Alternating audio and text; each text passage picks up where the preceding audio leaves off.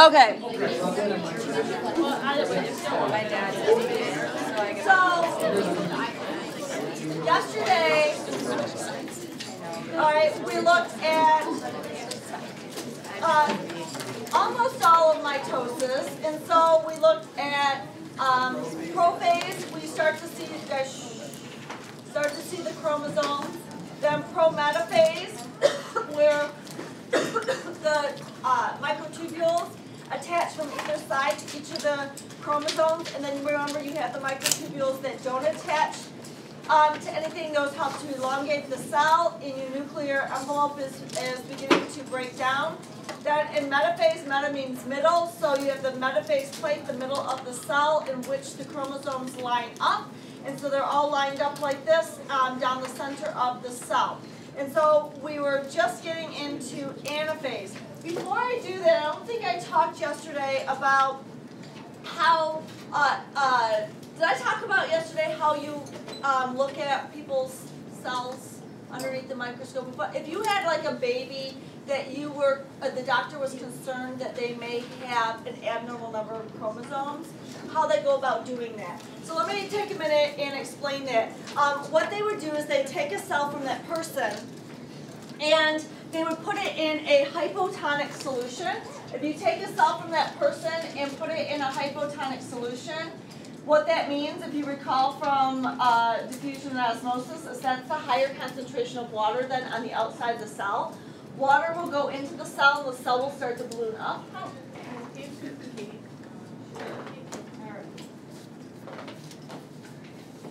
Thank you.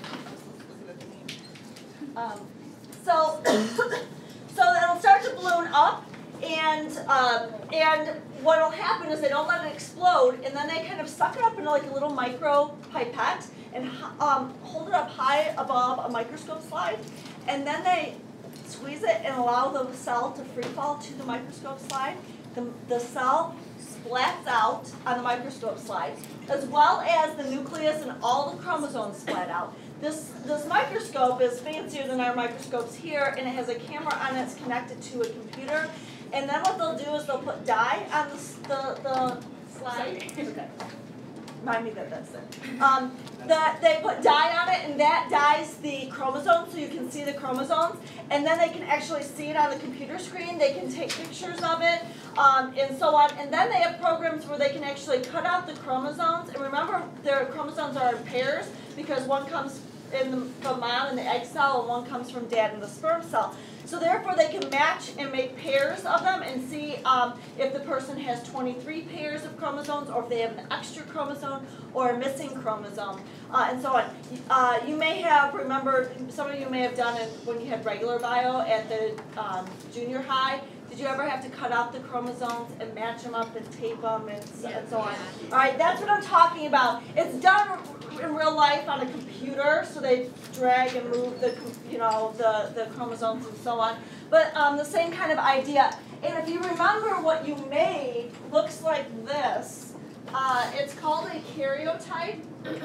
And so what they do is they arrange the chromosomes in order in pairs from largest to smallest. So we have 23 pairs for humans. The last pair, though, is not in the order of size, because the last pair determines the gender or the sex of the individual. Those are called your sex chromosomes. In humans, there are two kinds of sex chromosomes. There's an X and a Y chromosome. This particular person has two X's. Everybody remember what that makes the person? Male or female? This is a female. Two X's makes a female. What is a male? What would the male karyotype look like? XY. Good memory. And so this is what the males would look like. So notice that these two are still considered a pair. This is your 23rd pair, even though they're not matching.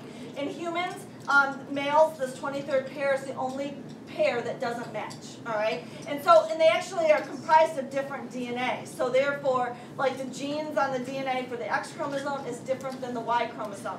So whatever genes that are on the X chromosome, males only have one of them, versus females that have two. All right, and so these are homologous, what are called homologous chromosomes because they're the same. So this is one replicated chromosome, this is another replicated chromosome. So going back to our picture here, one of these pairs here would be like a pair, these pairs here that we're drawing. All right, and so we're following one of these pairs through.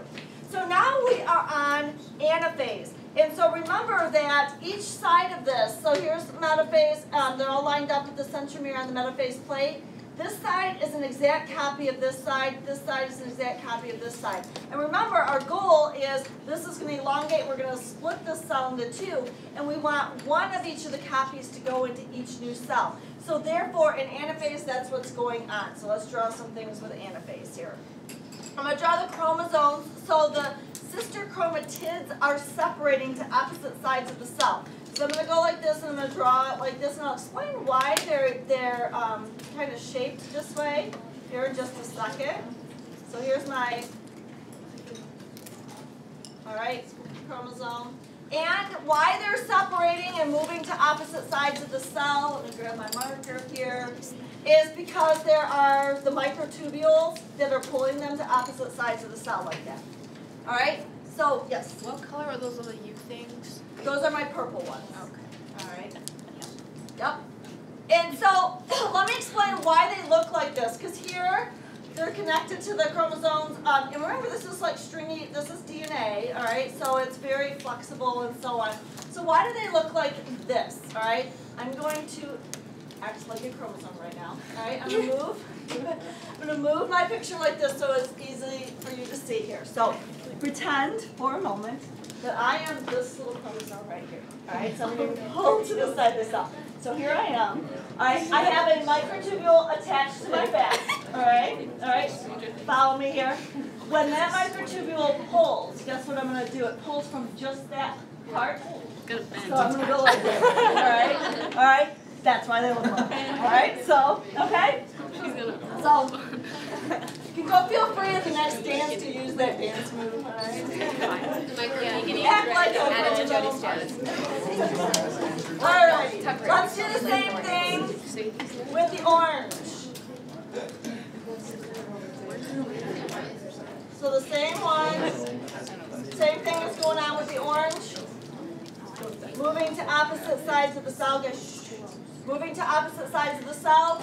And we have those, what are called those non-kinetic core microtubules that are, again, stabilizing the cell in the elongated cell here, and same thing with this side here.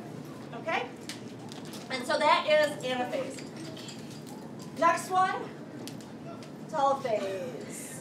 Now this is the last phase of mitosis, but yet it still doesn't completely divide into two. And so what this looks like is the cells begin to pinch like this, but they're still one big cell. All right, so I'm going to put arrows here to show that they are pinching. There are microfilaments that kind of cinch it together until eventually it will eventually split into two, but right now in telophase it's not. And so they call this is an animal cell, so they call this the cleavage furrow. In plant cells, it's called the cell plate. And so in this phase, the nuclear envelope is reforming, so I'm going to do the dot, dot, dot again. This is the opposite of what's happening over here in prometaphase. The dot, dot, dot here meant it was coming apart, the nuclear envelope. Now it's reforming.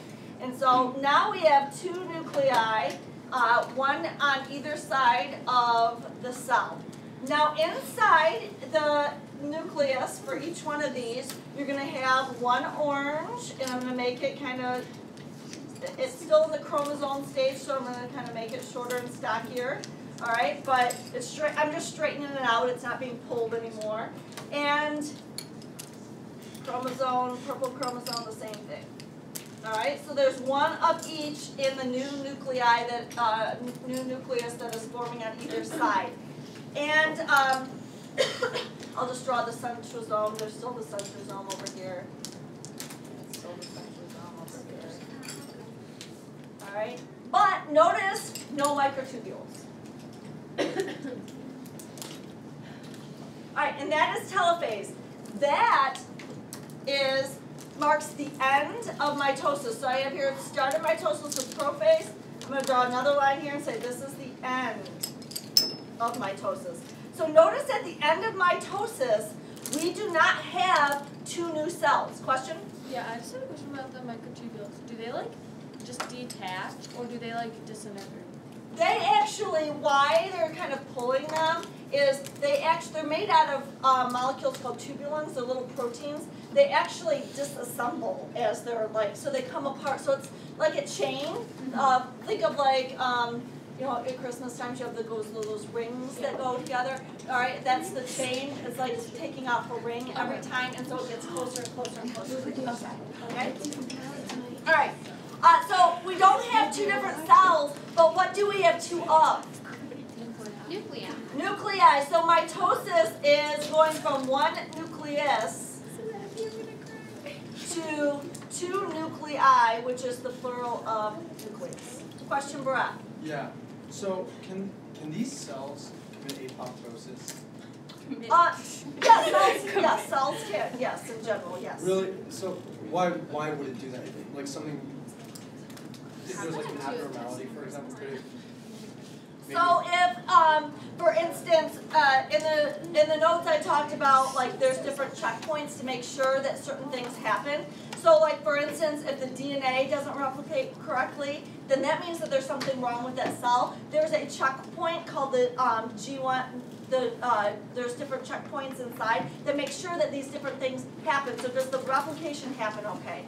Are the chromosomes lined up correctly? Are they separating correctly? You know what I mean? So there are different checkpoints to make sure that these various things happen, because if they're not happening, that tells you that something's wrong with the cell. So you don't want to make more of those cells. So those cells will not divide. They'll be triggered to not divide. And so yes, so there are, the idea is that you are only reproducing cells that are functioning properly. All right, so apoptosis would be something that would happen if that wasn't. Okay? Okay, so as we end mitosis with telophase, we still have one big cell. So to actually split it into two cells, what's the process called? Cytokinesis. So we have two cells.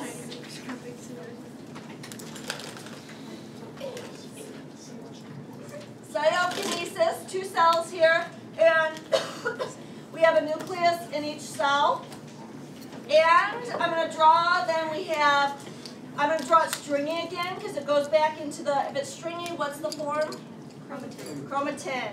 Stringy, orange in each one, stringy, chromatin, purple. And so now we have two cells identical to the first cell. And so we have, at the end of this, we'll write two genetically identical cells. And we wrote what mitosis is, and so cytokinesis is literally the splitting of the cytoplasm. So therefore, the cytoplasm can't flow between the cells. So if we're splitting the cytoplasm, that means that we end up with two different cells. And that is mitosis. What I'd like you to do next is look at your sheet. Let me grab one. The sheet with a bunch of cells. And I want you to look at one particular side. Grab it here.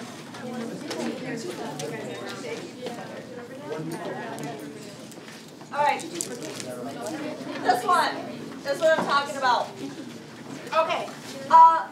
And looking at this, notice that these are plant cells.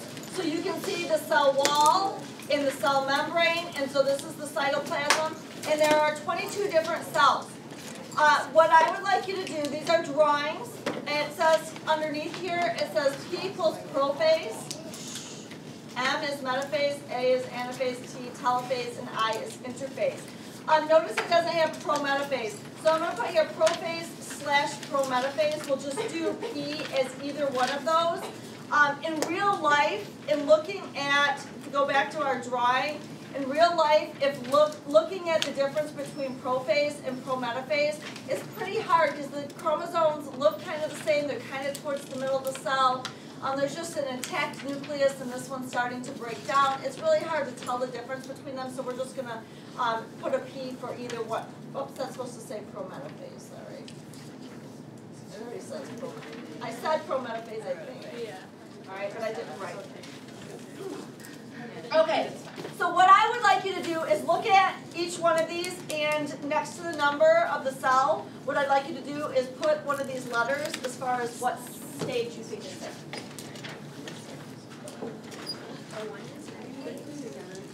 So,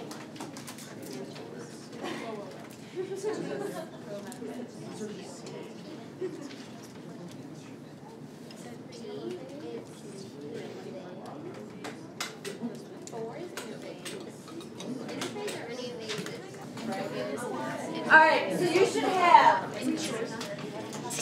yes, number 1 is metaphase, they're all lined up down the middle. 2, it should P for, this actually, because it's dotted line, you can actually tell the difference between prophase and prometaphase. Technically, it would be prometaphase, but like I said, in real life, it's hard to tell the difference between them. That was just why we clumped it all together here as P. 3, this is telophase. This is a plant cell, so you're getting the beginnings of the cell plate, which is a bunch of vacuoles that will eventually fuse together to form the new cell wall. But they're not fused together yet, so cytoplasm still goes through. Good afternoon, Clarkston High School. You'll have to excuse me because I'm currently eating wheat thins. As you know, we're going to exit the building at 12:50 today.